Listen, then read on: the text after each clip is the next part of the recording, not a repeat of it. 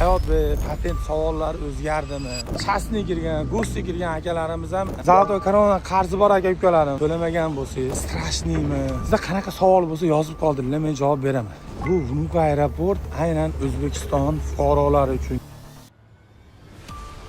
Endilikda Rossiyadan O'zbekiston, Qirg'iziston va Tojikistonga katta miqdordagi pul jo'natmalarini juda ham oson yo'l bilan o'tkazish imkoniyatiga egasiz. Qanday qilib deysizmi? Buning uchun Mir Preveligi ilovasi sizning xizmatingizda. Siz Rossiyadagi eng yuqori miqdordagi pul o'tkazmalarni faqatgina bizda Mir Preveligida topa olasiz. Aytgancha, pul jo'natmalarini amalga oshirish vaqtida 120 Hayotbek Ahmedov promokodidan foydalaning va eng yuqori kurslarga ega bo'lish bilan birgalikda 100 rubldan 1000 rublgacha tejab qoling. Mir Preveligi, biz bilan hammasi oson. Assalomu alaykum aziz vatandoshlar, sog'lik salomatchilik joyidami? Ko'p turganlarda aeroport Vnukovoga keldim. O'zingizlar bilasizlar, harakat qilyapman. Ovozim chiqmasa ham aeroportlarga borib video qilyapman.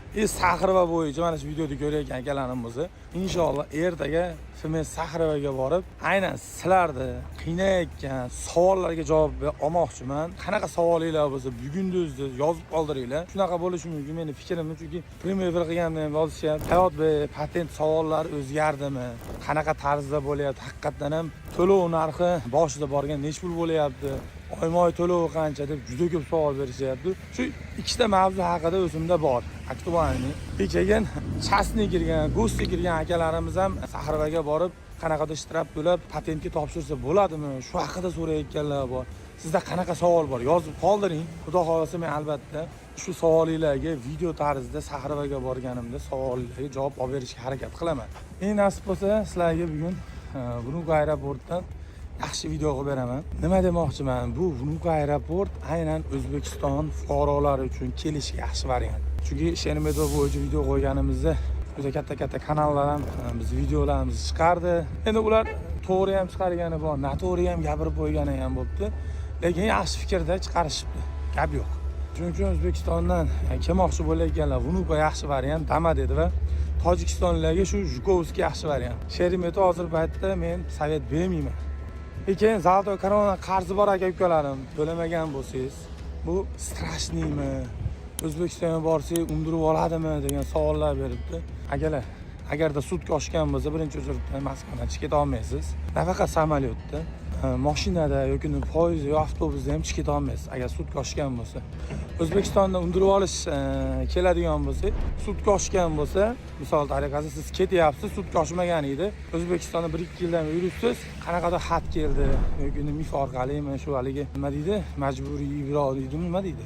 Shu orqali sizni qarzni, ya'ni undirib olish uchun kelgan bo'lsa, bor, imkoni bor ekan O'zbekistonda undirib olish haqqi bor ekan. Qanaqadir shartnomasi bo'lsa, shu Zaltoy korona bilan undirib olish imkoni bor ekan. Chunki bo'lgan holatlarda videolarni ham chiqarganman, bizga murojaat qilganlardi. Lekin bu aeroportlarda hujjatda muammosi bor insonlar uchun ko'proq polezniy, ya'ni foydali, yaxshiroq videolar qo'yaman. Qayerdan kirish kerak, nima holat bo'lyapti. Ko'p aka-ukalarimiz o'ylaydiganki, mana shu sonlarni kirgizayotgan paytda har bittasidan pul oladi endi buni. Yo'q. Men ko'proq shu hujjatda muammosi bor insonlar uchun tinchroq aeroport, kirish holatlarini ko'rsatib berishga harakat qilaman. Shu akalarimiz tinchroq ketish maqsadida. Mabodo sizni bironta sotrudnik to'xtatib qolsa ham, salom alaykum, chiroyli qilib qo'yasiz, bo'ldi. Biz hali deb o'zi zapret qilmaydi, to'g'risi. Ko'p hali vahima videolarni ko'rib olyapman. Baribir bizni qo'rqitib qo'yishi mumkin shu videolar. Shuning uchun ko'ngil to'q qilib Allohdan so'rab kelaverasizlar. Sizda qanaqa savol bo'lsa yozib qoldiringlar, men javob beraman. Keyin metro Kuzminka, metro Semyonskiy, bilasizlar Marg'ilon choyxonani va metro Begovayada Go'shuga, Siniz, Biometrik, T-bank hamda SIM kartalarda bemalol kelib, ya'ni oformat qilib ketsanglar bo'laveradi. Xudo xolasa xizmatlarda bo'lamiz. Biz aeroport Vnukovoga yetib keldik. Aeroport Vnukovo, ya'ni metro taraf so'ragan ekan ko'p inson qanday kiramiz deb. Birinchi etajda to'g'ri kelganlarda glavniy kirish joyi va ikkinchi etajdan kirsa bo'laveradi. Bu metro tarafda ba'zida akalar turmaydi, ba'zi turib oladi. Bu har doim ham udashli yo'l degani emas. Lekin sizlarga bugun ham har doimdek ko'rsatib, chiroyli qilib tarzda informatsiya bermoqchiman. Mana shu joydan kiriladi. Xudo xolasa video davomida ko'rasizlar o'zingizlar. Aeroport Vnukovo 60-51-stoyga, ya'ni ikkinchi etajda bo'ladi. Registratsiya O'zbekiston havo yo'llari tegishli stoyga. Mana shu joyda bo'ladi. Ko'rib turganlar hozir Moskvada Power akalarimiz nechta topadi? Aka, assalomu alaykum. Sog'lik joydan charchamayapsizmi? Aka, nechta topasizlar oyiga? Bizga 4,5 ming, 5 ming qilingan. Горячийmi, холодный? Местный сахар. Местный siyahda. Ya'ni горячий degansizda. Garchi hisoblanadi. Tushunarli. 4,5 ming. 4,5 ming kami. Oyga necha pul hisob kitob qilsak? Transportdan tashqari shu 100 qoladi. Ey gap yo'q. Zo'r. Xullas, Aeroport Unugada qanchadan kuzatasiz aka meni? Sizdan to'stam. Foydali kontentlar. Конечно. Gap yo'q. Alloh rozi bo'lsin. Xudo xolasa mana shu holatda biz ketyapmiz. Men akan taniganlar bormi akan varanglar. Mana bolani o'zim ham kirib qo'ydim. Hozir registratsiyasi boshlanadi. Qo'li ko'ksiz degan Buxorolik ekan. Doim gap yo'q. So'rashib qo'yaylik endi. Qimmatli Ahdiz olib, assalomu alaykum. Sog'lik joyda qadan? Qayerdan? Gap o aka Jondordan ekan, Buxoroda. Jigarlar shuni onda bir narsani aytib qo'ymoqchiman. Aynan bizni O'zbekiston migratsiyadan O'zbekistondan kelishga yoki ketishga nafaqat O'zbekiston, Tojikiston, Qirg'izistonga samolyotga bilet oldingiz, aeroportga keldingiz, reys atmen bo'lib qolsa, ya'ni aviakompaniya aybi bilan atmen bo'lsa, pulingiz 100 ana shu joyida uzog'i 5 minutga olmasdan qaytib beramiz yoki unda siz xohlayotgan aviakompaniyaga o'tkazib beramiz. Ya'ni bu bizning aybimiz bilan emas, aviakompaniyaning aybi bilan. Yoki sadeshka bo'lib qolsa 1-2 soatga yoki 5-6 soatga qanaqadir, ya'ni havo sababli yoki samolyot kechiktirilgan, kelish sababli nosozlik bo'lib qolib, mabodo kechiktirilib qolsa, bu holatlarda akalarim telefon qilib, hayot be, pulimni qaytib ber deyishga o'rin yo'q. Ya'ni bu holatni qaytib bera olmaymiz. Zaddeshga bo'layotganligi sababli. Atmen bo'lsa-ki, 100% pulingizni qaytib beramiz. Shu boshqa shu tarmoqdagi, ya'ni platformadagi Vesels deymiz, Tutu deymizmi yoki Azonmi qaysi bilet sotadigan programmalar bo'lsa, shulardan 300 rubl yoki 500 rubl arzoniga bilet qilib beramiz. Shuning uchun O'zbek migratordan uzoqlashmanglar, xizmatinglarda bo'lamiz. Inshaalloh bizni sizlarga foydali tarafimiz, biz bilan muloqot birga bir bo'ladi. Atmen bo'lib yoki qanaqadir holat bo'lsa, pulinglar sizlar 15 kun ichida olasizlar.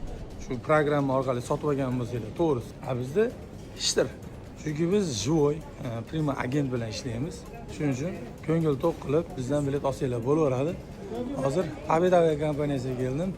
Pobedada nima yangiliklar?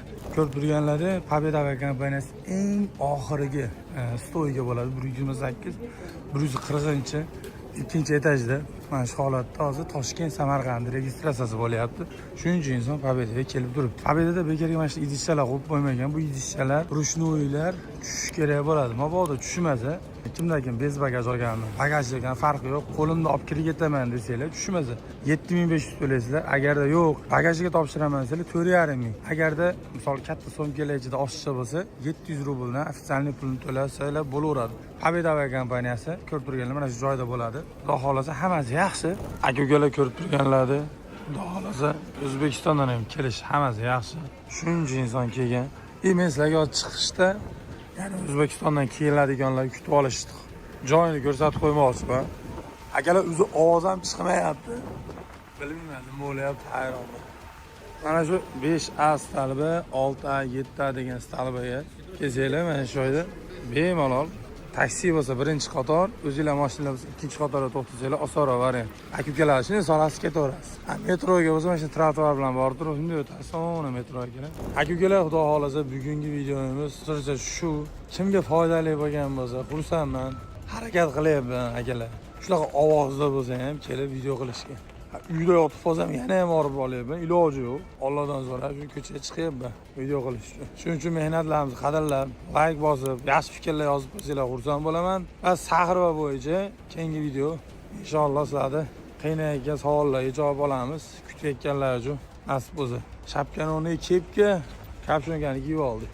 Alloh o'zimga behisob shukr. Taksi xizmati kerak bo'lsa aeroportlarga o'zimning nomerim, reklama bo'yicha ham bemalol aloqa chiqarasizlar. Manfaatli reklama bo'lsa, qo'ldan kelgancha xizmatlarda bo'lamiz. Faqat pulga emas, bepulga ham qilib beraveramiz. Manfaatli bo'lsa bo'ldi.